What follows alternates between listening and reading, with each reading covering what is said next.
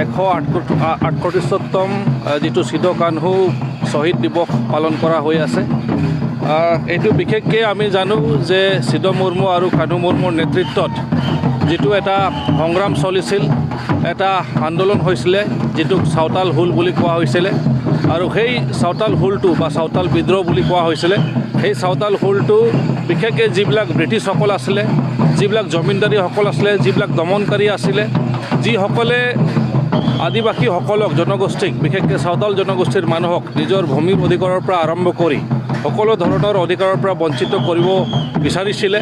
সেইটোৰ এগেইনষ্টে, সেইটোৰ বিৰুদ্ধে এটা মানে আৱাজ আছিলে আৰু এটা সংগ্ৰাম আছিলে। আৰু এই সংগ্ৰাম চলি থকাৰ পিছত তেখেতসকলক মানে যিসকলে নেতৃত্ব দিছিলে তেখেতসকলক টাইম বাই টাইম তেখেতসকলক মানে ফাঁচি দিয়া হৈছিলে। আৰু সেই তেখেতসকলৰ স্মৰণ কৰি আৰু লগতে তেখেতসকলৰ লগত যিমান কেইজন তাতে শ্বহীদ হৈছিলে, তাৰ পিছতো যিমান আদিবাসী জনগোষ্ঠীৰ কাৰণে যিমান মানুহ শ্বহীদ হৈছিলে সকলোক সাঙুৰি এইখন প্ৰগ্ৰামটো প্ৰত্যেক বছৰে ইয়াত পালন কৰা হয় আৰু উদযাপন কৰা হয়। আৰু এই প্ৰগ্ৰামৰ জৰিয়তে আমাৰ বিভিন্ন ৰাইজে ইয়াত জমা হয় বা গোট খায়। জমা হোৱাৰ পিছত তেখেতসকলক সেইখিনি কথা যে কি ধৰণে আমাৰ যিবিলাক বীৰ পুৰুষ আছিলে বা বীৰসকল আছিলে, তেখেতসকলে এই জনগোষ্ঠীটোৰ কাৰণে কি ধৰণৰ তেখেতসকলে নেতৃত্ব দিছিলে আৰু কিহৰ কাৰণে নেতৃত্ব দিছিলে আৰু তাৰ ৰিজাল্ট আমি কি পাইছোঁ এতিয়া, সেইবিলাক কথা আলোচনা কৰা হয়। আৰু এই আলোচনাৰ মাধ্যমে তেখেতসকলক এটা উৎসাহ বা প্ৰেৰণা এটা জগোৱা হয় যে এতিয়াও যদি তেনেকুৱা ধৰণৰ কোনোবা প্ৰাপ্য বা অধিকাৰৰ পৰা আমি যদি বঞ্চিত হৈ আছোঁ, তেনেহ'লে আমি আগবাঢ়ি যাব লাগিব।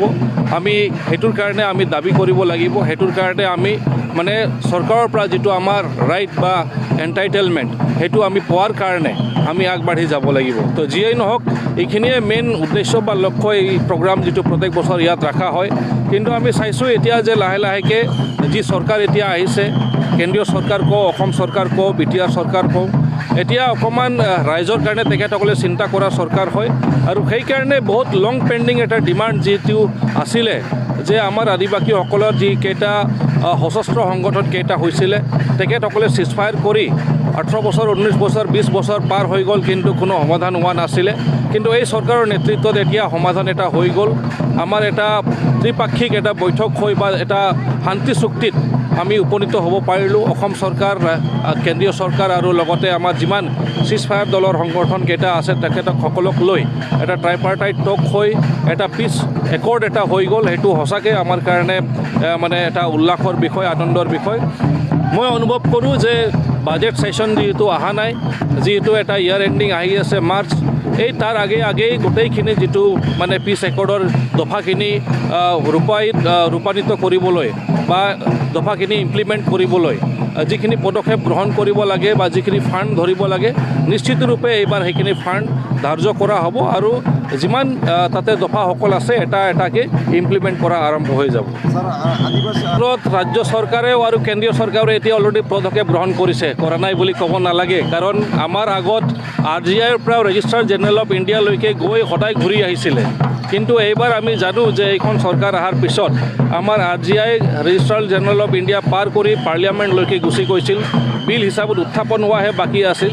তো যিয়ে নহওক, এতিয়া এটা ভাল খবৰ যে আমাৰ যিটো আদিবাসী শান্তি চুক্তি হৈ গ'ল, তাতে 1 নম্বৰ দফাতেই ST বা জনজাতিকৰণৰ বিষয়টো লিখা আছে যে এটা টাইম বাউণ্ড মেনাৰত যিটো জনজাতিকৰণ প্ৰচেছ বা প্ৰক্ৰিয়াটো মানে সম্পূৰ্ণ কৰা হ'ব আৰু লগতে যি অধিকাৰ বা প্ৰাপ্য জনজাতিকৰণৰ যিটো অধিকাৰ আৰু প্ৰাপ্য আমাৰ আদিবাসী জনগোষ্ঠীয়ে লাভ কৰিব পাৰিব, সেইখিনি অলৰেডি চৰকাৰে স্বীকাৰ কৰিছে আৰু সেইকাৰণে আমাৰ আদিবাসী পিচ একৰ্ডত সেইটো লিখা আছে বা অন্তৰ্ভুক্ত কৰা আছে।